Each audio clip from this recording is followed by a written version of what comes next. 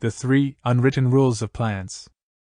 Picture this: you buy a brand new shirt you can't wait to wear to school because you just know it's the thing that will finally get that cute guy or girl to notice you.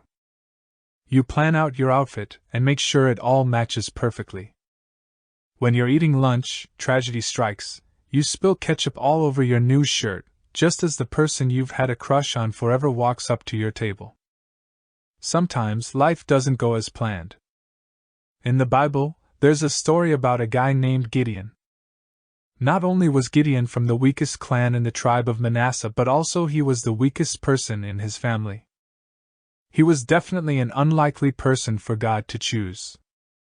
Later, God leads Gideon into battle against the Midianites, an enemy tribe, with 38,000 men. Then, God tells Gideon he has too many warriors, and if they defeat the Midianites, it'll look like they did it by themselves. So, Gideon sends 20,000 men home.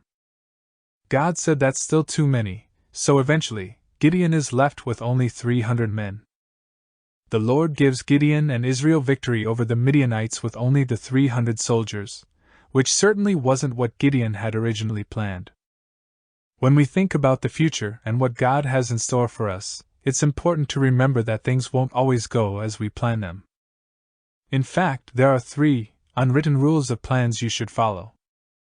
1. Plan to start over. Life is a series of starting over. As soon as you get middle school down, it's time to start high school. Right when you think you've gotten the ins and outs of high school nailed, it's time to start prepping for college and being a real adult. The truth is, it never ends. Learn to start over. When plans change, roll with it. You never know what God might be up to. Embrace the current season you're in. 2. Plan to say no. Sometimes, we have to say no to good things in order to say yes to the best things. We can't do everything. Pray for wisdom to know where you should invest your time to have the biggest impact for God's kingdom. 3. Plan to be creative.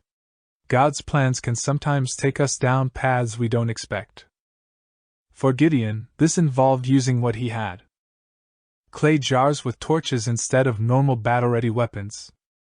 Use the gifts God has given you today. Don't worry about what other people have. Recognize that what God has given you with His help goes further than you can imagine.